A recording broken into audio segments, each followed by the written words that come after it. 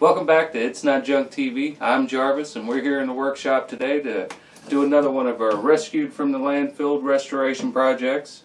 And what we have today is a vintage Estwing.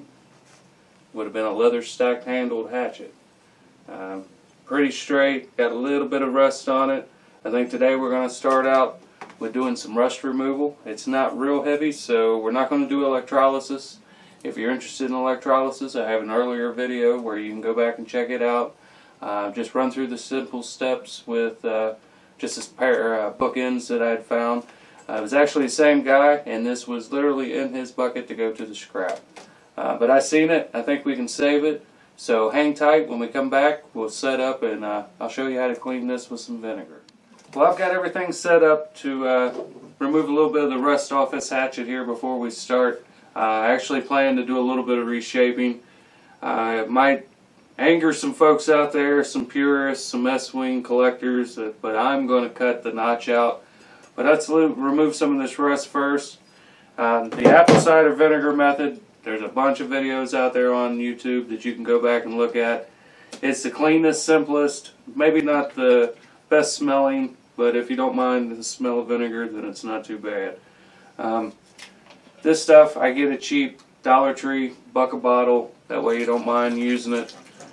Nice plastic container. I wouldn't use anything else, any kind of metal or anything, because the vinegar will discolor it or probably cause it to rust because of the acid. So you want to put just enough in here that you cover the tool completely.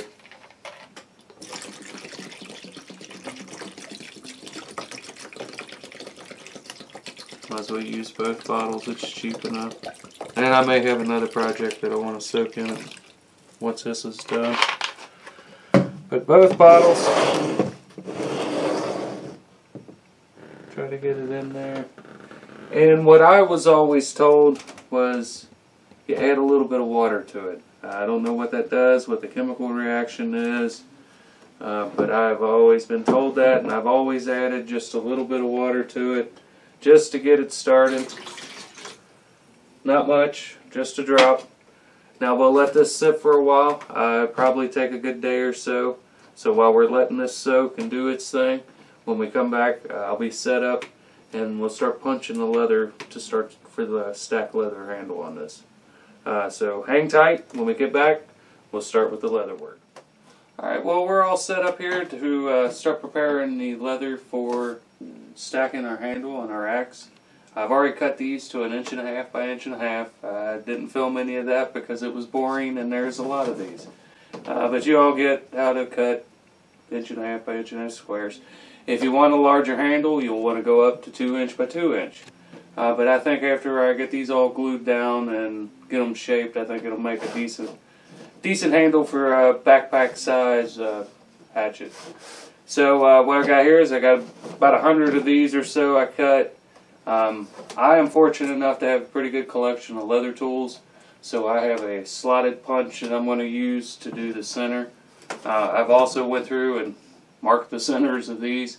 So I was going to use the center here and then come back and punch the two ends, which will mimic the end of the shape of the handle of the hatchet. If you don't have, most people don't have punches like this, I suspect you can use just a regular hole punch and then connect the two just using the utility knife. It's just whatever you got, easiest tools that you have that you can use, but I happen to have these, so I'm going to give these a shot, but that doesn't mean I may end up switching to that because it's easier. But I'm going to give this a shot and see how it goes and try to get some of these done.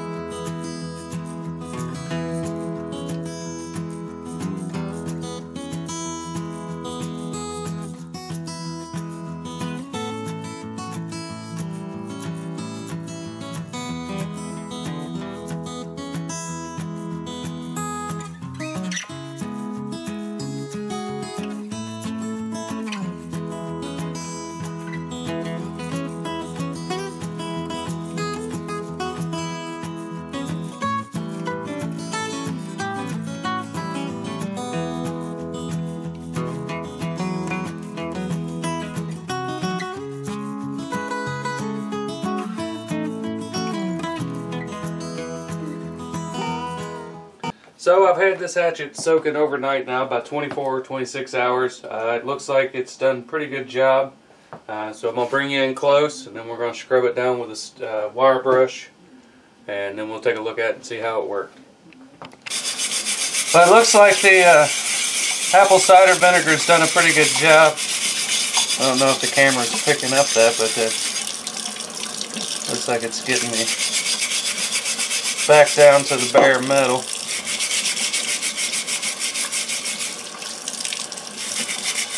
Which is what we were wanting. Didn't get it all off, but I've still got to do some shaping on it, take a grinder to it and clean.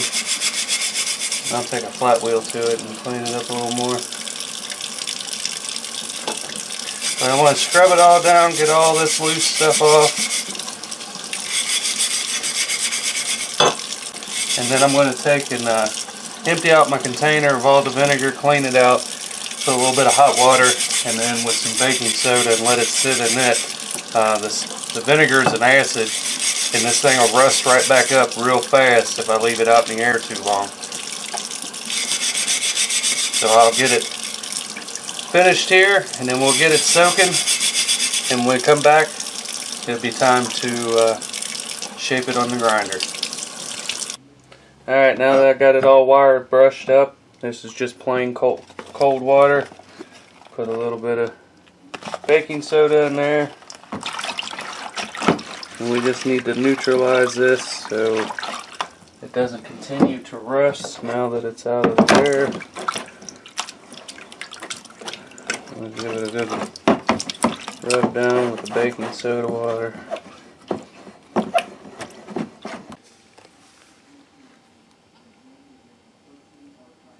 Alright, now that I got it to this point, we're going to move down to the lower shop where we get dirty and going to reshape this axe head.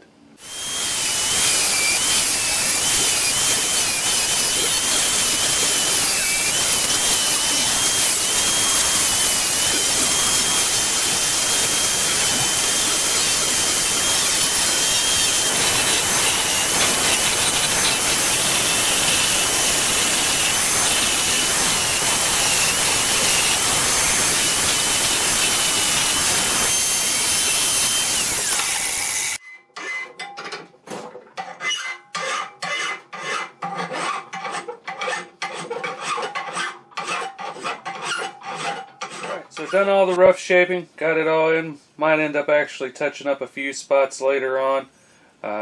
Cleaned up pretty well. There's quite a bit of pitting in it, but you know, I think I'm going to leave it there. Ultimately I'll end up sanding this down a little finer and then just polishing it. So I went ahead and established a little bit of an edge. Nothing that I can hurt myself on. So now we'll move up to the next shop and we'll start on the leather stacked handle.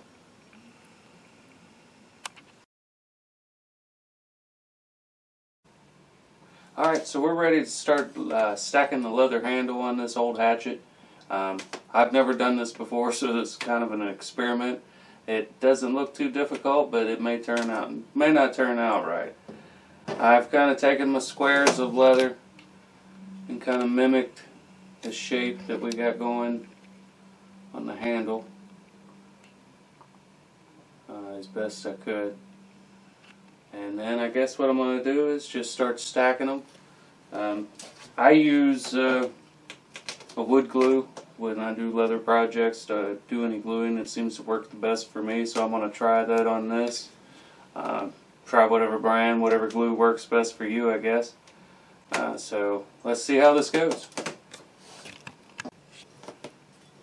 Like I say, I've never done one of these before, so I'm just going to smear a bunch of glue and start stacking these things up and see what we come out with, and then compress them all down once I get them all on there.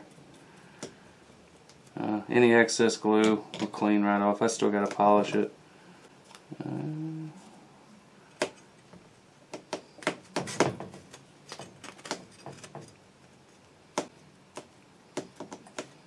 Try to get that first one good and flat up against the little stop there.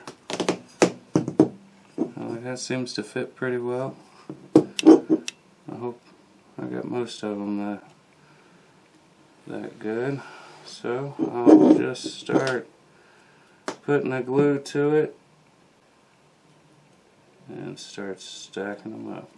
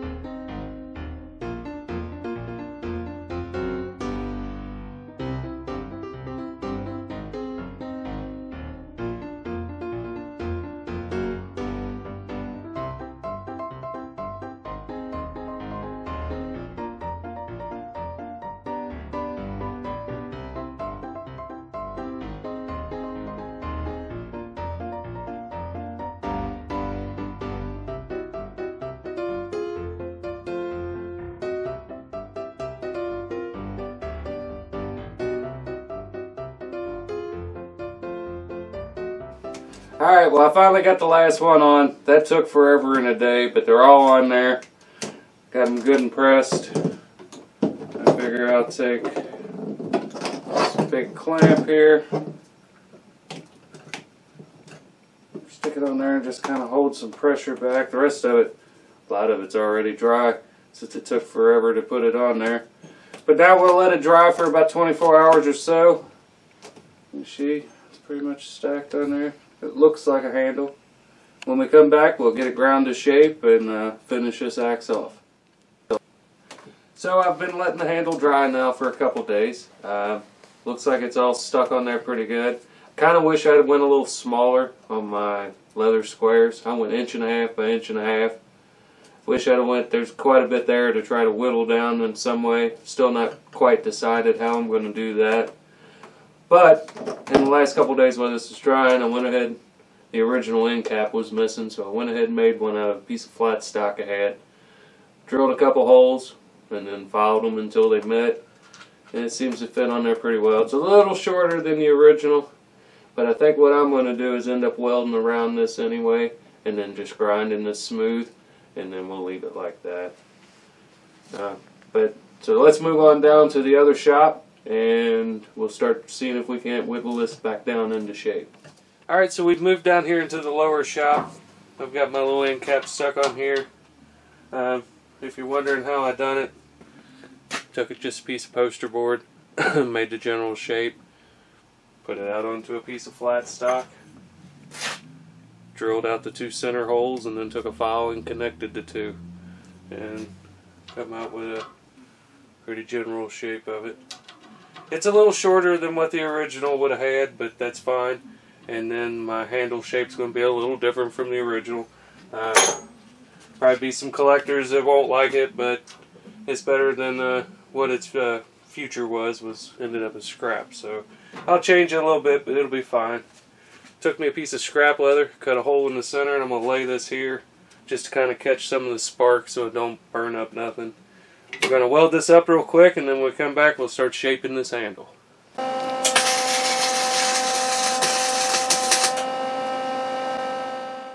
Alright, so now I've got the end cap welded on there, and now I'm going to try to shape this handle. I've looked at a couple different ways. I thought about going back to the bandsaw and kind of knocking off this excess, but if that gets away from me and then cuts up into what I don't want cut, then I've got something else to deal with. Had a little shrinkage from welding. I didn't expect that of this leather back here, but I think I can hide it with a little fancy grinding on the back on the finish up. But I took this little knife here and I've been sort of carving away, and I think this is going to be the best bet. I believe it seems to be cutting pretty well. So I think I'm going to continue on like this, get it rough shaped, and then I'm going to try this flap wheel on this grinder here and see if I can't finish it off. If not that, I'll try my little belt sander there and see what it does. But we'll see if I can get this shaped.